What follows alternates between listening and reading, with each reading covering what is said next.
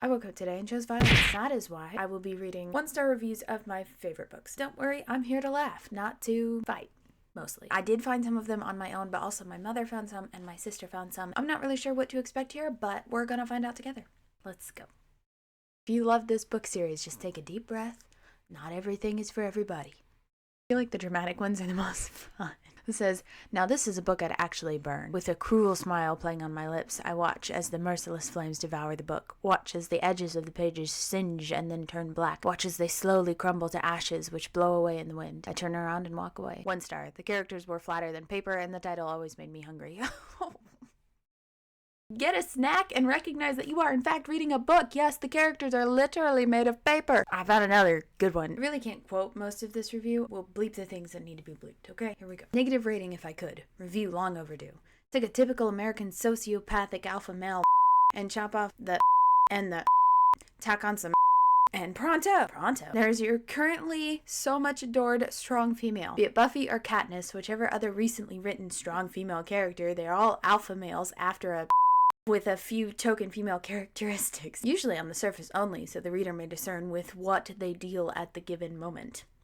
I detested Katniss. She was trite, colder than a and sanctimonious in turns and on occasion, all at the same time. Her strength was the typical egocentricism, narcissist bravado, and gung-ho psychopathy that marks nearly all current U.S. hero figures. No, thank you. As to the story, this was done much better before, and not just once either. Okay, I would love to hear what stories were done better, because I acknowledge I love Hunger Games, but it's not greatest literary work. But still, I would love to hear your examples. Also, I feel like some of those words maybe weren't exactly what you meant, because I'm not feeling the same way, which could just be a difference of opinion, or we could have read different books. You know, that's entirely possible. I don't know what you read, but I read a good solid book with characters that have room to grow, so maybe the people in your life are all perfect and that's the only thing you've ever experienced. And you know what? If that's the case, then presto for you. This next one is pure eloquence. I just wonder why this person hasn't made a living as an author. Here it is. Ugh. Update. Just ugh. What possessed you to write an update anyway? Like, we needed that? Very informative. Okay, on to a book that I love and adore. This book is a classic. I think it will continue to be a staple for as long as humanity exists. This book is Dracula. When does he open the hotel? That person was made to read this book by a professor. I guarantee it. Too dark, too boring, too implausible.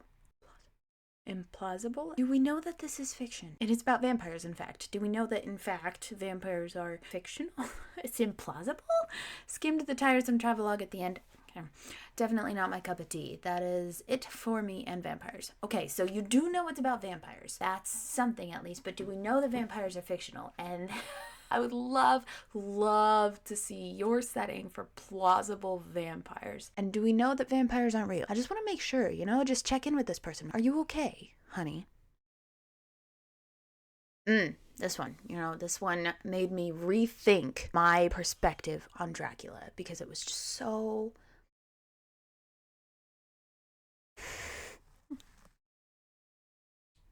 I can't.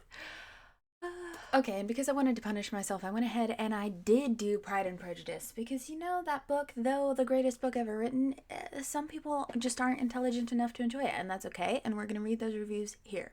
Starting off with a person who acknowledges that they were not smart enough for the book at the time and continue to not be. The review you're about to read was written in 2009. 2009? That's 15 years ago. I was 17 and I thought I was the smartest person ever. In all honesty, I barely remember this book, so negative comments regarding my intelligence are no longer necessary. What have you been through? They will be ignored, as they have been for probably 8 years now. Carry on. This woman has seen some things. P.S. Can we all just LOL at my use of the word mind-numbing balls?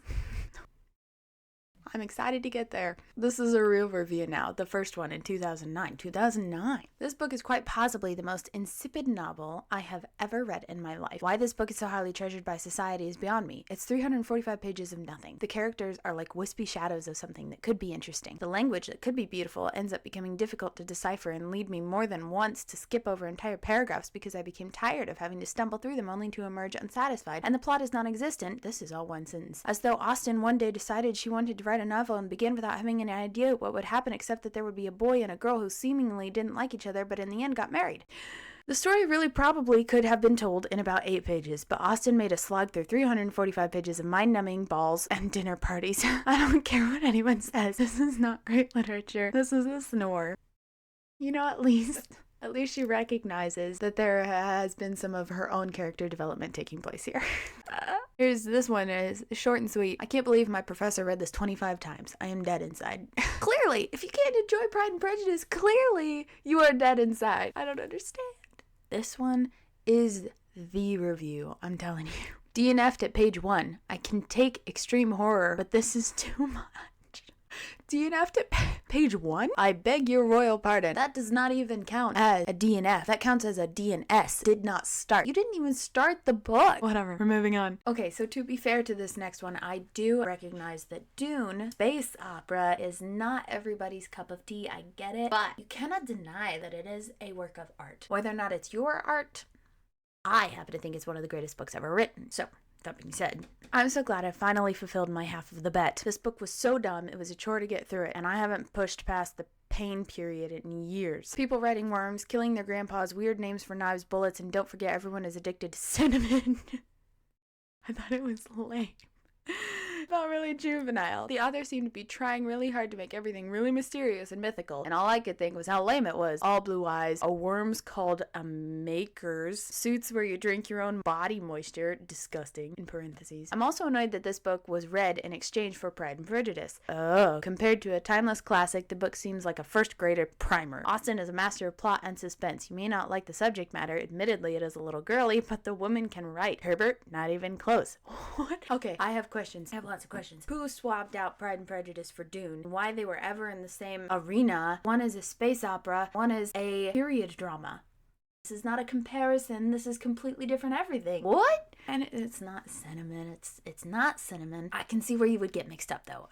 That one I'll give it. But this person is saying that Herbert couldn't make things mysterious and mythical. I completely disagree. The man's creativity was through the roof. Whether or not you agree with his pacing decisions is completely different, but the way he created cultures, characters, and worlds, entire planets are so intriguing. She doesn't get it.